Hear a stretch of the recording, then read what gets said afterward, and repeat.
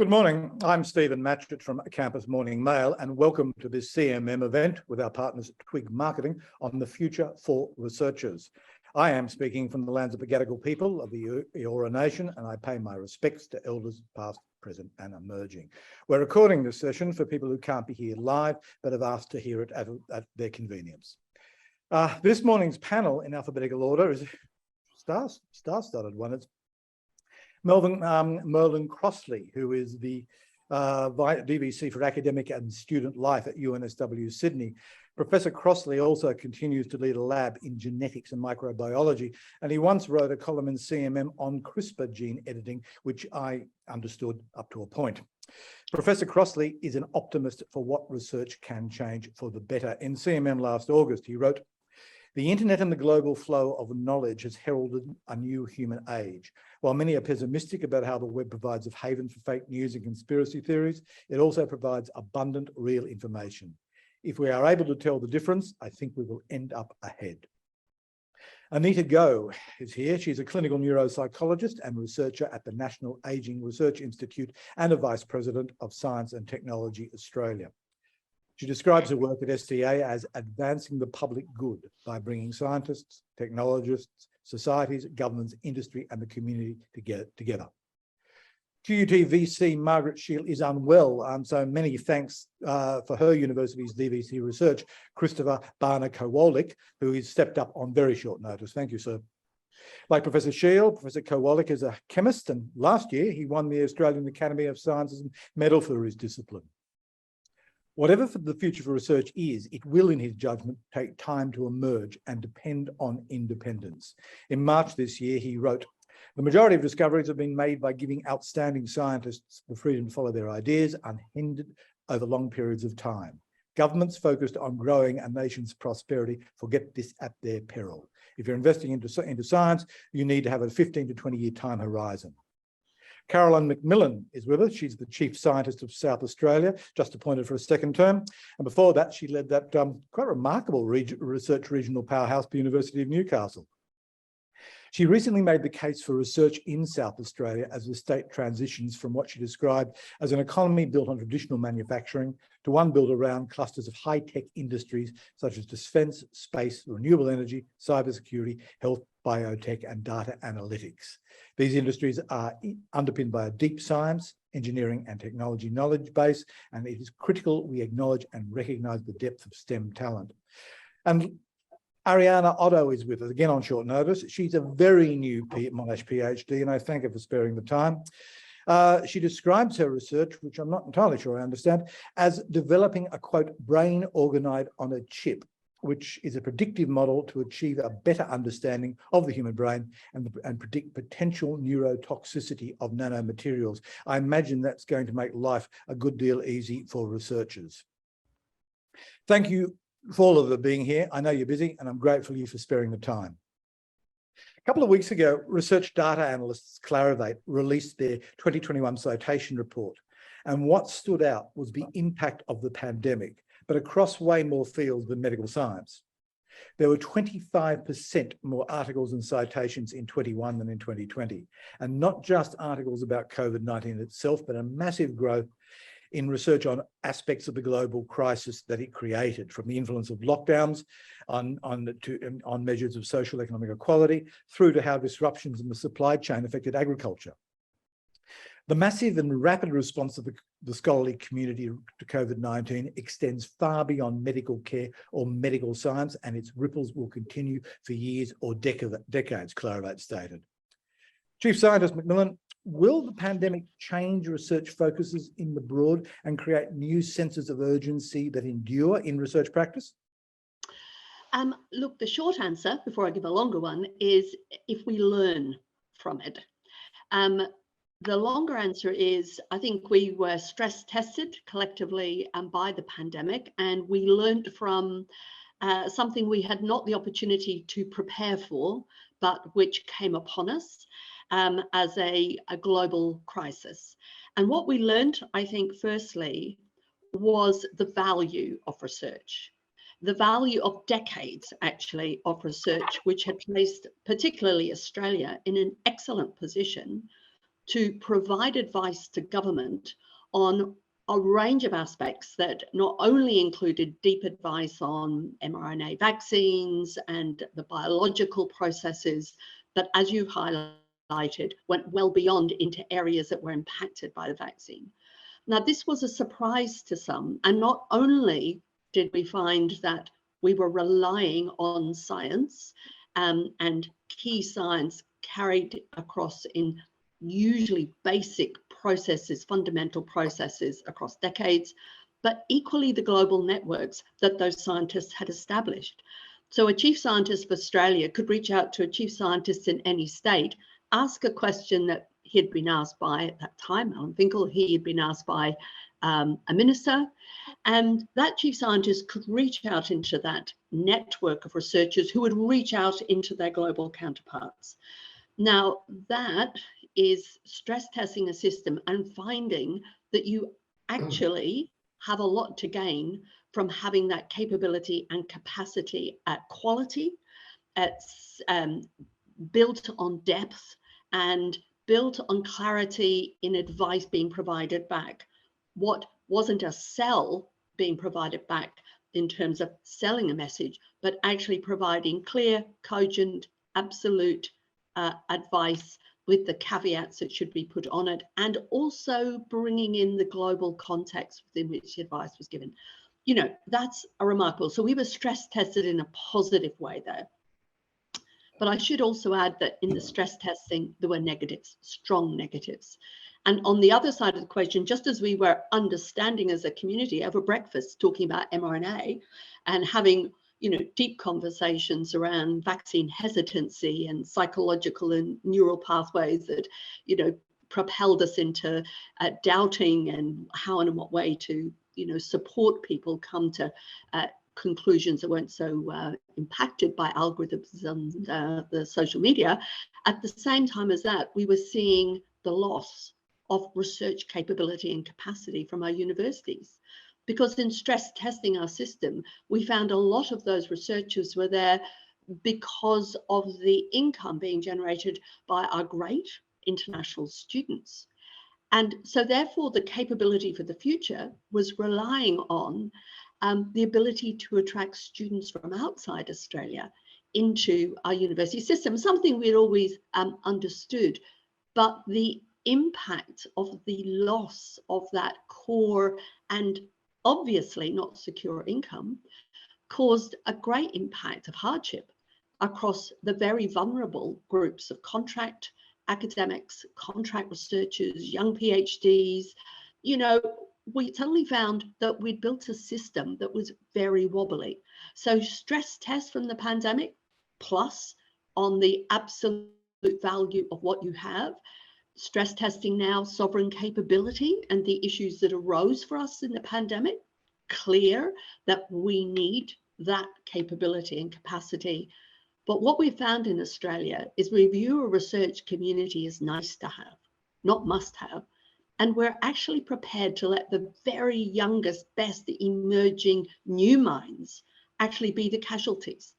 So I'm quite happy in this discussion to open up some of that and understand how do you actually build a base from which we've learned on preparing for the impact of a pandemic to consider, imagine now preparing for what we don't know, how that climate impacts. Well, let me throw that to Dr. Otto. Sorry, let me throw that to Dr. Otto. What are you doing now that you've finished at Monash?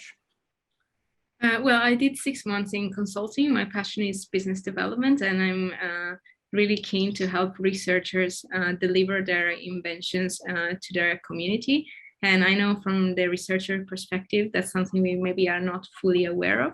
You know, we are very focused on our science, but sometimes we tend to forget that our research ultimately will contribute to the well-being of our communities. We saw that with COVID as well, with the mRNA vaccines.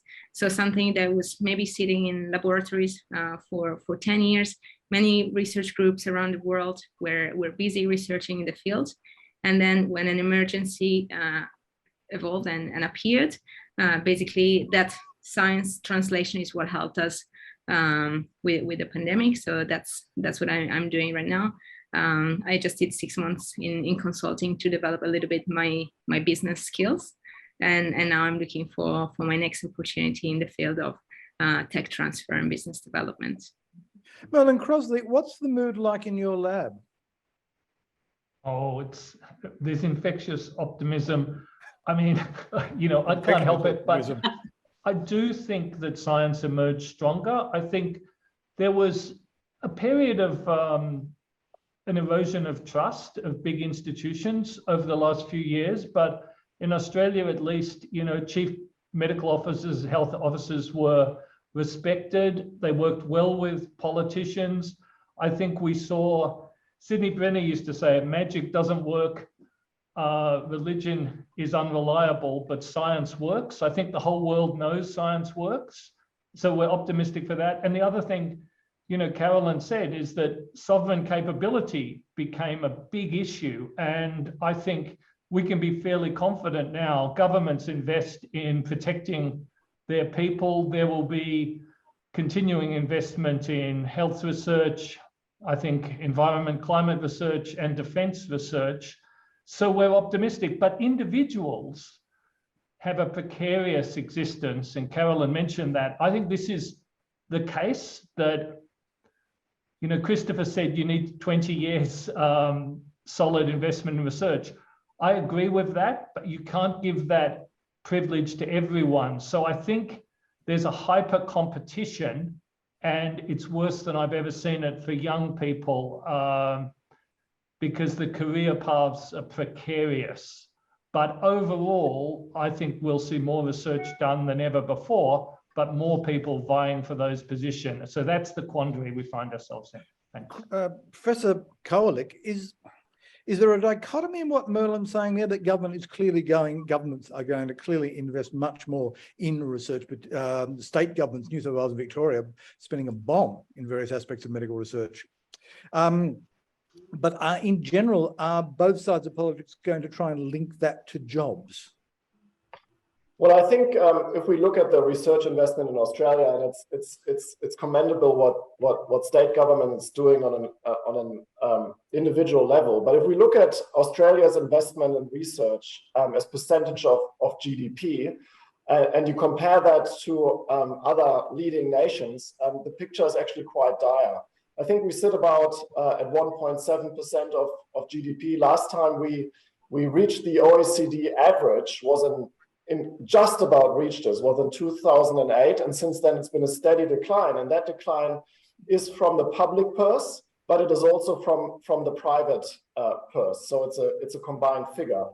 And if we are talking about jobs creation, for example, from the sciences, then we need to have that willingness of private industry to invest in long-term research endeavors across the country. And that, of course, means we need to have capability onshore and the companies and industries that actually can take our graduate. I can tell you from my lab, of the somehow 100 PhD students I've graduated over the last 22 years in Australia and Germany, the Australian graduates have not stayed in Australia.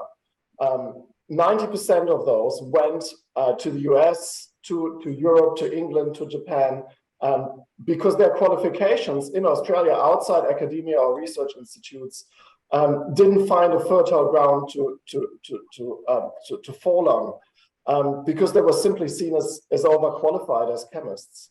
So I think the job creation aspect of that equation has to be connected to making it attractive for high-tech industries to set up shop in Australia, so that we can harness that talent here onshore. And I think there's a big gap to date. Dr. Go, your discipline area in gerontology, I mean, that speaks directly to the entire community.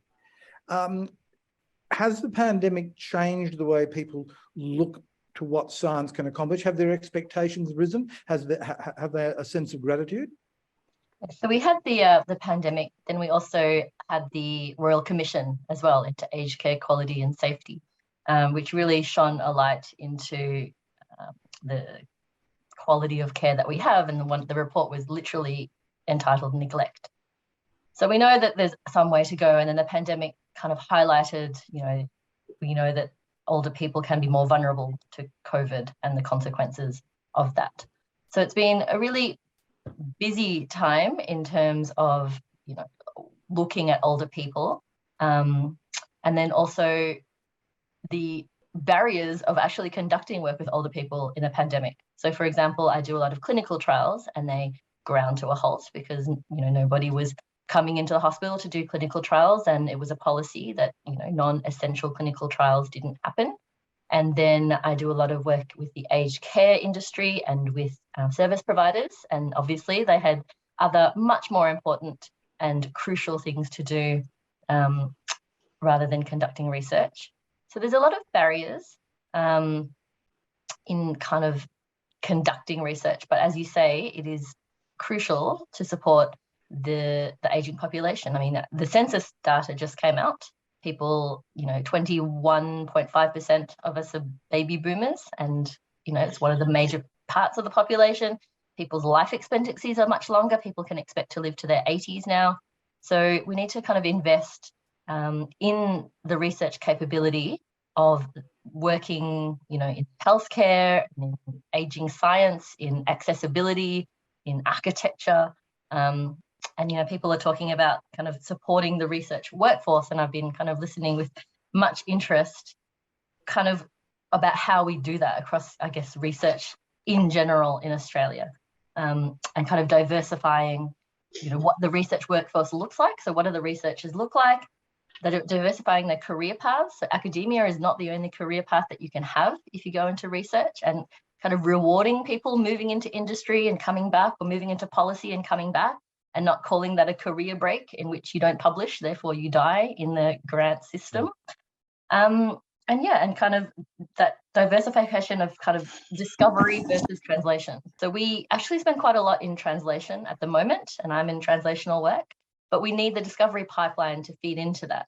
And there's been lots of discussion about how we need to feed the pipeline across all areas. We need commercialization, yeah, very important. And I think Australia's Valley of Death is a wider valley than other countries, but kind of fixing the structural systems in Australia to feed that pipeline and diversify our workforce. And I'd also like to talk at some point about how we support the workforce.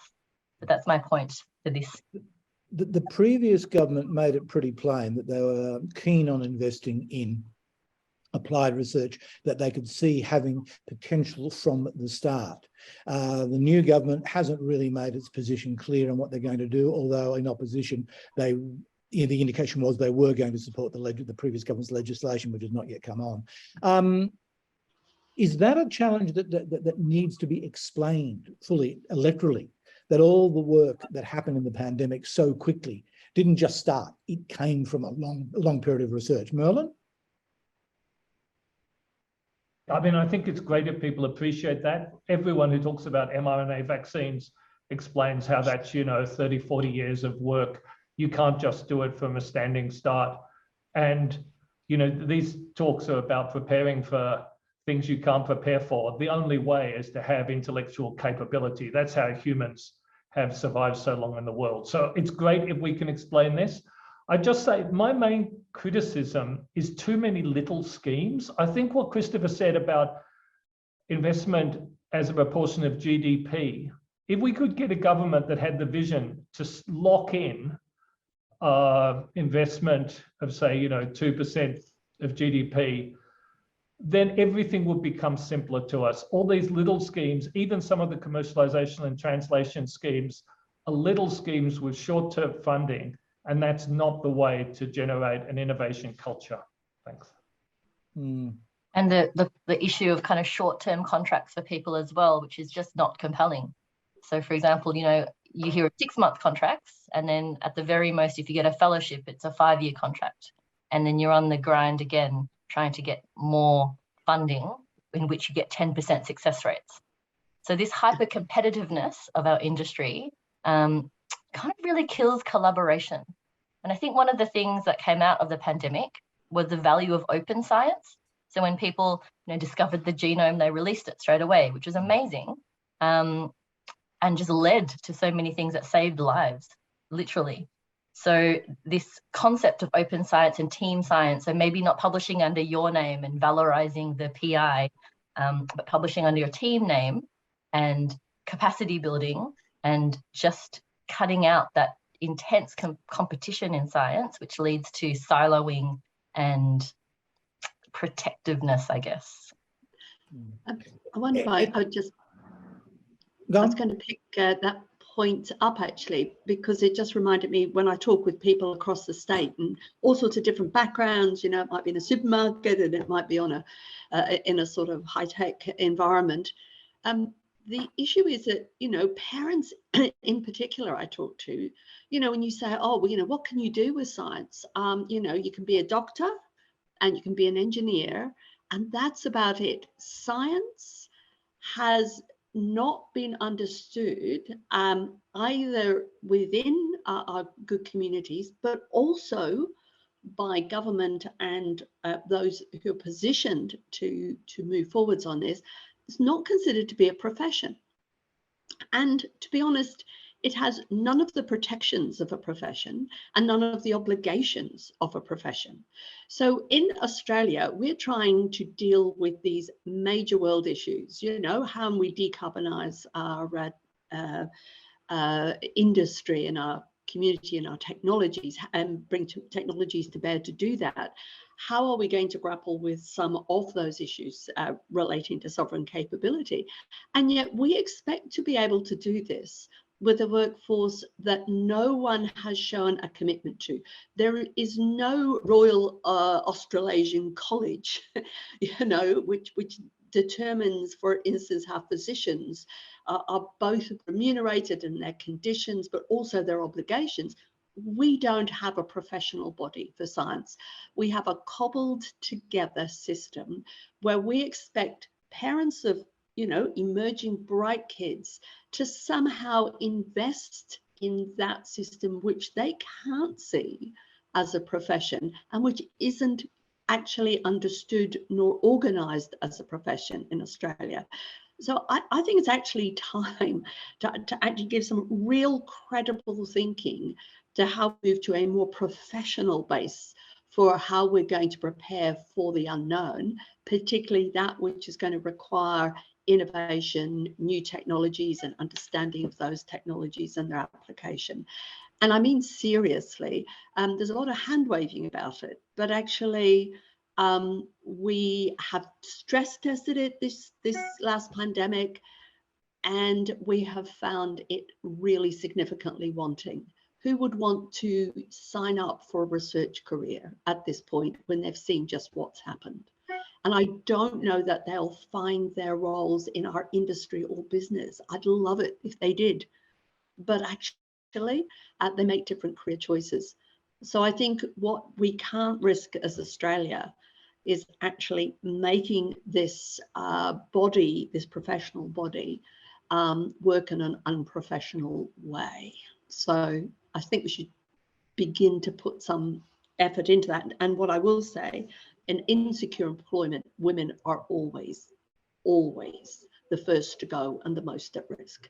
And so if you don't have a professional body, which is understanding terms and conditions and how they should be in a professional workforce, then women have no protection, and in similarly minority communities. So, you know, it's a sort of double whammy, really. So I think we could, if our productivity, our economic growth and productivity relies, as it does, on the level of investment of R&D as a proportion of our GDP, as has been shown across many countries, then we might get about actually securing that future that we don't know what's coming at us, by securing the opportunities for people to come into this profession. Ariana, I think the chief scientists are talking about you. How do you feel about all that? Well, I was actually going to make a comment about the innovation culture that was just mentioned as well. So I also thought that was a really interesting point, because as I just completed my PhD in September last year.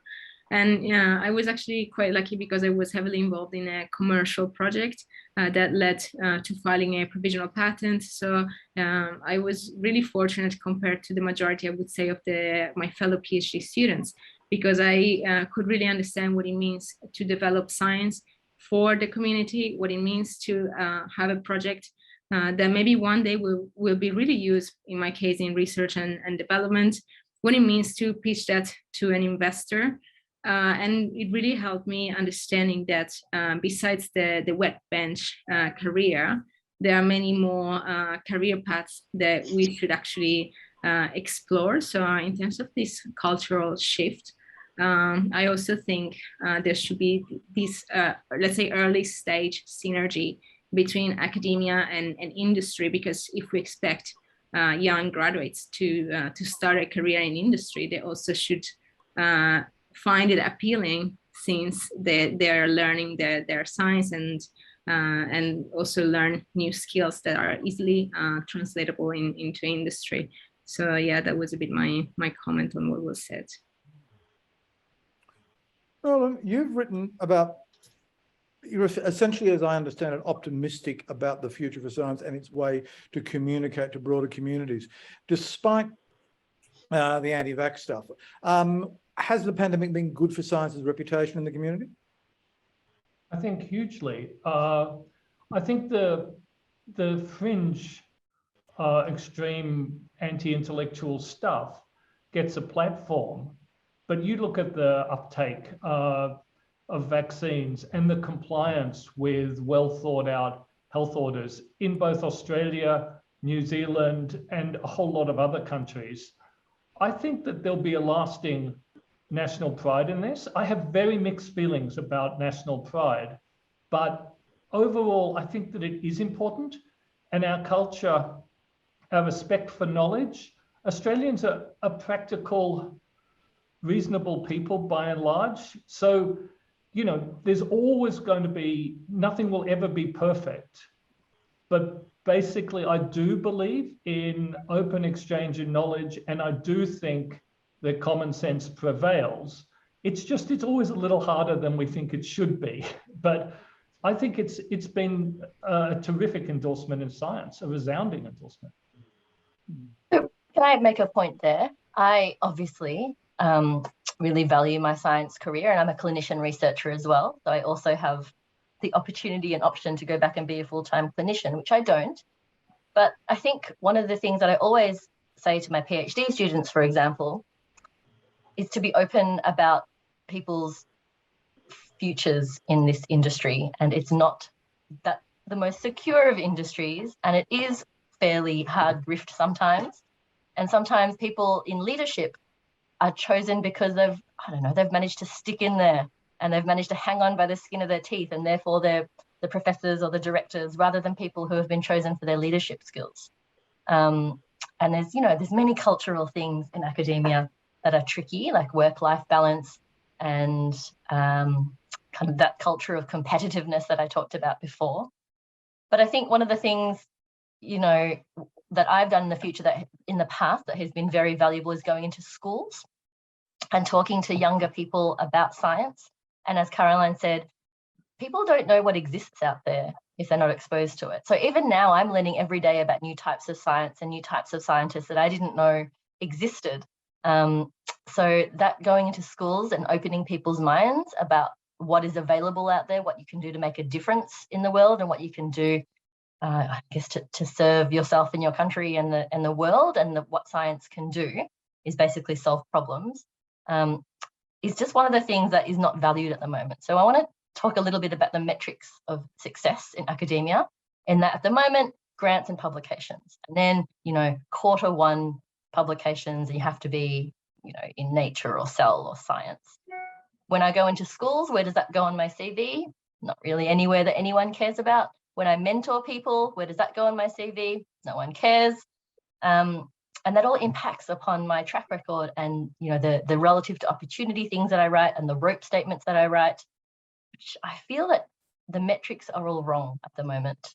And the things that we value in academia and in research and development and tech don't value collaboration, diversity, alternative career paths, mentoring, sponsorship, and engagement. Is that a problem caused by league tables, even the grown-up ones like Leiden? Who's grown up, Stephen? Is that a problem created by league tables, even the grown-up league tables like the Leiden one? Yes, absolutely, but that leans on what we value in grants and publications. So for example, when you're applying for a grant, which is what funds my salary, what they care about is my track record, which is grants and publications. So I can't find a section in Sapphire, I have to shoehorn it in to put in where I mentor people. Or when I do public engagement, when I do public talks about aging and dementia prevention, that doesn't go in the bit where they care about, that goes in a bit where I shoehorn it in. And I just want to talk about it because it's important to me to communicate my science. But it's not what is in the metrics of the 40% weighting for scientific quality. Yeah, Merlin. So Anita, many people feel the way you feel, and I agree that we should be being much broader and visible in our valuing of the metrics. But what I would ask you is, do you think it's getting better or worse? Because, you know, I'm a great fan of things like The Conversation. I'm a great fan of social media. I'm a great fan of Campus Morning Mail. I'm a great fan of outreach into schools. And I don't think I'm alone. I think that people feel that this work isn't valued, but actually it is more valued. And even in Sapphire, there is now a section about mentoring. Now, the question is whether that's decisive. I think a Nature paper still trumps everything else. And I think we're in that's due to the hyper competition. The hyper competition is such that we're like, you know, when we select fellows, it's like selecting the Australian Olympic team. If you actually look at the numbers, there's probably more people in the Australian Olympic team than there are, you know, laureate and top-level NH and MRC fellows. So it's hyper competitive. But we do, or at least I, and I think many of my colleagues are trying to value broader aspects. But the problem is it doesn't look that way. But I think we're moving in the right direction, and I hope we keep moving in that direction. But isn't this the classic wicked problem? And the NH and MRC is going through it at the moment, trying to address the question of discovery grants, whereby women just are not there.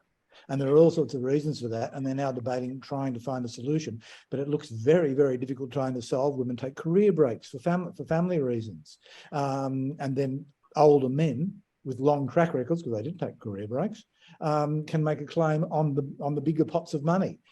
Is it pessimistically not a solvable problem? I think it is. Oh, sorry, I think it is a solvable problem. I'd have two remarks there. So when you evaluate track records, whether it's in the NHMRC or the ARC system, it's mostly peers doing it to themselves. There's no guideline in the ARC that says, you know, you shall value that contribution more over another contribution. So it's a culture that's embedded within science itself, and we all have a daily choice when we assess grants, where we put emphasis and what we write in our reports. So it's amazing if you know you get comments back. As we all do, you know, what people value and what they don't value. So it's on us to do that. On the more institutional level, I think, and you know, naturally I'm looking to my other home country, Germany, how it's done there with the German Research Council, one of the biggest funders in the world, where in their equivalent to the discovery grant scheme, the project itself carries 90% of the value of the evaluation, if not 100. And that does an enormous amount of good for gender diversity, for empowering young scientists. There's frequently Nobel Prize winners not getting grants because the project is not up to standard. Whereas in the Australian context, if there were a lot of Nobel Prize winners, they would probably get more funding. Is a different question. Why don't we have enough that many Nobel Prize winners? So I think that's an important point, and we can change these parameters. The other more overarching parameter is that I feel there is a societal compact missing across political lines and groups that we agree upon that long-term investment into science is a good thing. Again, taking a German example, take the German Max Planck Society. It's probably the most successful scientific society in the world, you know, having produced an enormous amount of Nobel Prize winners consistently over decades. And why is that the case? Because there's been consistent investment of billions of dollars yearly into giving the best people the freedom to do research that they find adequate to do, and letting them do their thing.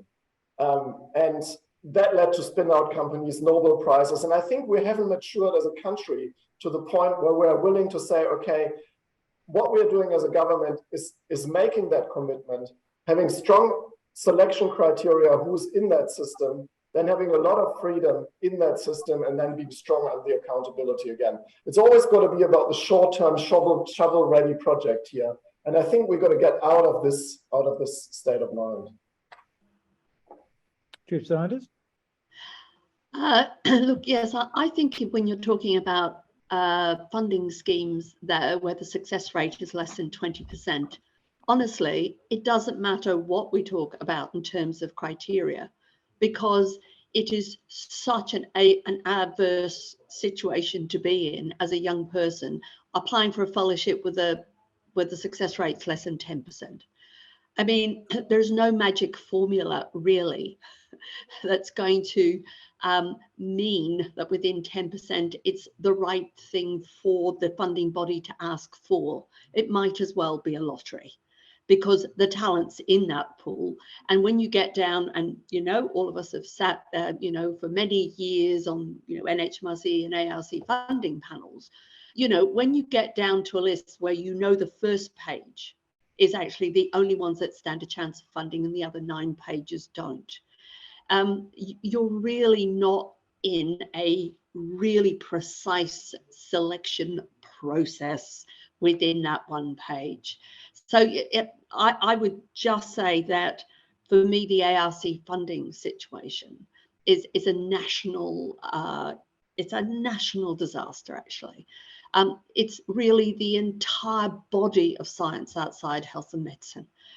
What are we doing to think that we can build that base for innovation, for the new technologies, for the world of quantum, for the decarbonizing agenda, for absolutely in terms of bringing in traditional knowledge base and indigenous knowledge base into engagement strongly in terms of our indigenous communities. We have these aspirations, but we do not have an instrument to deliver them for most of the areas. Ariana, you've got your hand up. Yes. I just wanted to comment on what Christopher was saying. So he mentioned the Max Planck Research Institute. I also did my master's in Germany, so I'm quite familiar with the German system. And I also wanted to mention the Fraunhofer Research Society. That is also like a really interesting model that I think Australia should kind of look up onto. Where basically scientists are doing applied research, and partnerships with industry actually fund about 70% of the income, and only 30% of the income is actually state or government money that comes from the federal government of Germany. So I think that's a really appealing model, because it again goes back to what I was saying with that innovation culture that really helps researchers to be entrepreneurs. I sometimes feel there is a bit of shame when scientists label themselves as entrepreneurs. But I really think this should be different. It ultimately, again, goes back to that idea that the science we're doing is, again, towards solving world issues. And if that technology and those developments don't go back into the broader system, then our science stays kind of purposeless. So I think that would help. Is it a question, given the fact that resources will always be inadequate for all the good tasks for them, is it a question of a national strategy to focus funding? I mean, we have the national research priorities, but they're pretty broad. So I think maybe more of, I think there's a knowledge that our GDP, what we spend on research and development, is low compared to other countries. Almost 2% compared to 5% in other countries. So I think people know that, and I think there is a move forward in my optimistic hat on that will improve, like with the Research Commercialization Fund, or in Victoria we've got the Breakthrough Innovation Fund to help people kind of bring things through the pipeline from discovery to commercialization, I guess from bench to boardroom. However,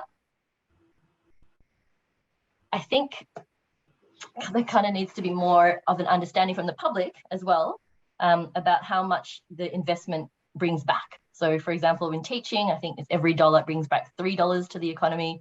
For research, it brings back, every dollar spent brings back about $5 to the economy. So if we know that, and that's an economic push, and we know that, you know, Australia really has research and scientific, you know, we can be a superpower. We already are a superpower that punch above our weight. And we can kind of build an economic basis on that, more so than mining, which something is Australia is really fond of, but kind of bringing it up to that level that we say, you know, mining's great. We've built an economic stalwart of that, but also our brains and our research, our development, our technology is also something Australia can build a platform on as a world power. But there's never going to be enough to do it all. Somehow or another, someone's going to have to set priorities. Well, Australia is a very, very rich country. And if you look at other comparable with the per capita income that we have, let's say we talked about Germany, let's talk about that again. I think the per capita income is less than in Australia. So if the percentage of GDP invested in research, I think that there's lots of scope. I think it's just a matter of where we like to spend our money at. And you know, I found it amazing, and I'm not saying it's a bad thing, when it was about the JobKeeper payments and how quickly that wrong number initially was mobilized. Basically, I don't know what it was, 67 billion, it was later reduced. But that was basically found overnight in 2020 in the back of the sofa, I would say, and it was mobilized. And then we're looking at the 800 million, the measly 800 million the ARC receives. And there's endless debate whether we can increase that, same for the NHMRC. But so I don't buy the argument that there is no money. There is plenty of money. It's just the will of where we spend it. If you look at the debt ratio that Australia has, it's in very good shape compared to GDP. If you look to the European countries who spend more on research, I don't buy that for a minute that we don't have the money to increase it. It's just a question of political will. Well, how do the Germans divide the pie, regardless of its size? Well, I think there's and that's of course a tradition in the country, and it will not only be true for Germany, but also for other countries with a long tradition in science and innovation. I'm not saying in Australia we don't have that. We've done fantastic over the last 100 years in building something that shows that we do great things punching above our weight, as it was said. But I think societal, there's more of an understanding that is very valuable at a certain level to invest into. And if the government changes, that societal understanding doesn't change. Whether it's Labour or the Conservatives in power, that investment is understood to continue, no matter who's the Chancellor. Do we not have continuity? Governments don't change all that often. In your experience, will there be radical changes in what gets funded? Well, I don't know about the continuity argument. I mean, the political terms are short here at the federal level. If you count the number of prime ministers we've had in short succession, compare that to Germany, where Angela Merkel was for more than 15 years an anchor of stability. You know, I think that there is a stability argument to be made. I do think so, yeah. Okay, all right. Caroline? Look, I think the Australian government's pretty good at priorities in terms of responding to and consideration, for instance, of the sovereign capability that's going to be required for Australia, how to develop the supply chain, modern manufacturing. There's been good work in thinking through the critical minerals, you know, the hydrogen platform and the sort of green electrons, thinking through renewable energy commitment that Australia's asset in solar and wind to generate that green hydrogen. And I think that the government agencies are pretty focused on the areas where Australia has either a geographic advantage, a sort of natural, natural advantage in terms of that solar wind issue, but equally also where it has a need to respond in the modern manufacturing initiative. And so I think Australia has a clear eye on driving aspects of supply chains to ensure that there is an economic return for those assets. What it's not been quite so good at has been to consider what the value chain leading into that supply chain is. And by and large, in the areas it's identified as important to build supply chains, those are areas where you do need to build a research and innovation value chain. And the area of priorities there is less clear than it is for the supply chain. Now, if you took, I mean, for instance, and I'm always intrigued by this, 2 decades ago, there was a lot of work in natural language processing. Now, what's natural language processing? Why would anyone work on it? At the time, people were sort of nodded and smiled kindly at those researchers in universities doing it. 1 decade later, we had a smartphone.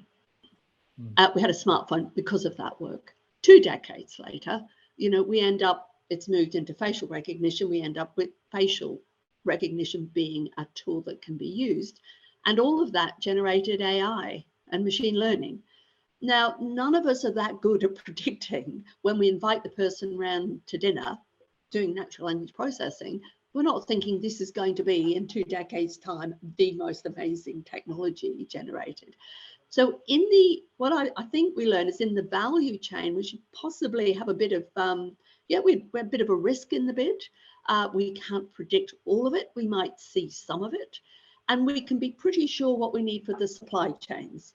And I do think government is good on that, as I say, that supply chain area. It reads the economics, it reads the forces, it knows we're not going to have a market in the EU unless we're able to decarbonise and so forth. Those are pull factors through, but the value chain to get there is less discussion of the matching of that requirements in the value chain and what we should take a risk on, because you cannot write the script. Quantum, great example. Most of us, are thrown by quantum. It's just such an impressive technology. But can we write the script for the future of it? I don't think so. Is it going to drive value chains, to drive supply chains? Absolutely. So I think prioritization in the supply chain is good, but having a bit more of an open view on how you build the research and innovation value chain is something we should accept as a bit more tricky, I would say. Well, the time is catching us, but let me throw a question to all of you in no particular order. In that context, broadly defined, what sort of areas now would you be saying to ministers, these are the ones we need to start looking at? We don't know where they're going to go, but we have a sense that they are future areas that we need to look at right across the board. Anita, let me throw you right in. In my area, really it's investing in industry and academic research and getting us out of the silos. So as Caroline said, that innovation and that inherent creativity in science doesn't come from me just hanging out with other neuroscience. It's me hanging out with engineers or people in robotics. And that's where the innovation comes from. And, as Christopher said, maybe if we wait more on the idea and rather on whether or not I have a track record in robotics, which I don't, maybe that idea would get up and that innovation and science would benefit society. And then the other thing is really the investment in data and linking health data and aged care research, aged care data. At the moment, it's very sporadic. Everyone collects different stuff. People don't share their data. There's no kind of minimum data set apart from what's connected to funding.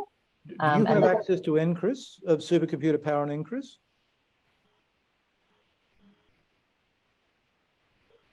And then just having all our hospitals talk to each other and our aged care service providers talk together so we can gather the data, crunch the numbers and find out, what we can do with some good evidence.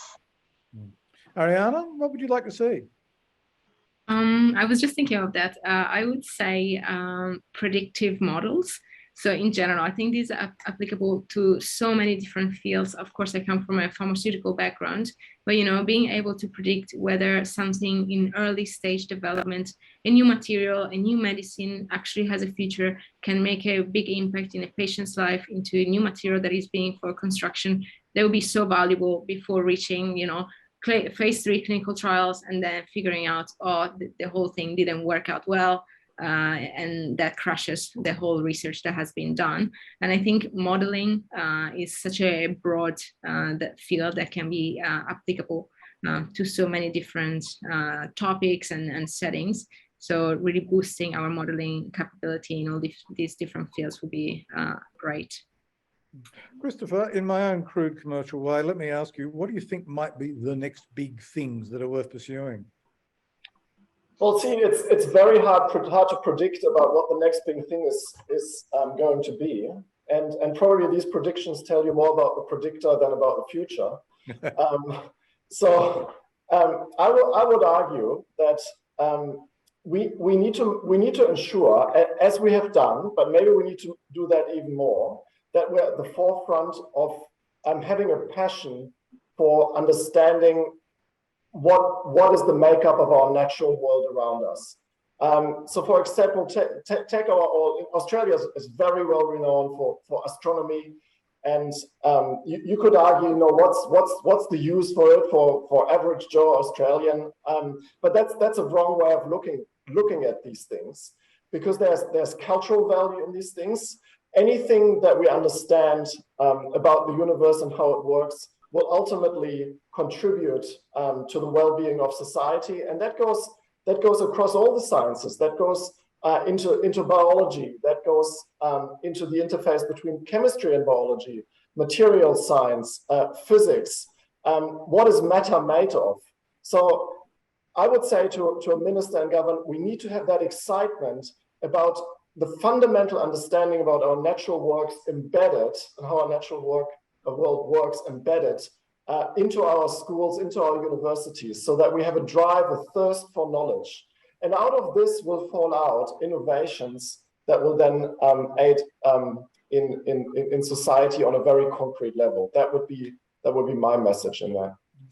Well, then, Crossley, let me ask you a variation on that question. What do you think the next big things are going to be in research, broadly defined methodologies and tech? I mean, you've written a bit about this, about how the pandemic has change happened so fast simply because of technology that wasn't there 10 years ago. What do we need to be spending money on to develop now? Well, I think what Ariana said, the understanding of how things are connected, and to see whether there's predictability in modeling approaches. There is certainly value to look into machine learning systems that will allow us to see connectivity where at the moment we don't see connectivity. How are things connected? The analysis of big data can have a contribution to that. So that is one area where I think progress can stem from. But ultimately, I think, and maybe that's a slightly conservative view of the world, I think nothing beats human intuition in research, and that intuitive feeling grounded in a quality education that's received over many, many years, to see where the next thing will come from. Let me put that to Merlin Crossley, because that spans both your portfolios as a researcher and as also a DVC teaching. Does that make sense? So Stephen, I'm going to answer, you absolutely cannot predict. With CRISPR gene editing, it was discovered in Alicante, Spain and Lithuania. You can absolutely not predict. What I think has emerged from our session today is we need stable funding, and both sides of Parliament have done it. Higher Education Endowment Fund from the Liberals, I think, and then Labor Education Infrastructure Fund, NCREST, National Collaborative Research Infrastructure Strategy, backing Australia's Ability 1 and 2, and most recently, the Medical Research Future Fund. I would say we need a scientific research future fund, but we should focus on excellence and sustained investment and mature as a country in our commitment to research rather than trying to pick winners. I actually think if we try to pick winners, the only thing we guarantee is we will be mostly or almost always wrong. Caroline McMillan, pull it all together. Well, all of those suggestions, just what a brilliant future. But I've spent this morning with South Australia's Science Teachers Association, who are putting every day into science, generating that enthusiasm, primary and secondary school. I want to see an absolute clarity that these professions are actually valued and are going to contribute to make the very best of that new future and new ideas, whatever they may be, wherever they come from, but also are taking those discoveries into business and driving innovation, and that the new technologies will be practiced here not at a random basis because some people might appreciate them or not, but because we've got a system within which those school students are moving into a profession. Their parents have confidence. The chapters in that science professional body might be about innovation. It might be about new technologies, might be about biological sciences. And you can retrain. So if you've left your science profession because the university couldn't afford you, you might be able to come back and retrain in quantum technology because you're really excellent and had a great, physics and maths background. And you get to retrain and you get to come back into the workforce with a new set of skills that are highly valued, where everyone is desperately seeking that employee. We have not got the workforce right. We can't describe the future of a science professional in Australia. And I think this is something that there's ownership to be taken off by the science community as well as by the government. And that would ensure we don't face, when we come to a pandemic, where the very time we use that science, that we lose the next generation of scientists. So I think we need to build resilience and we need to build a pipeline.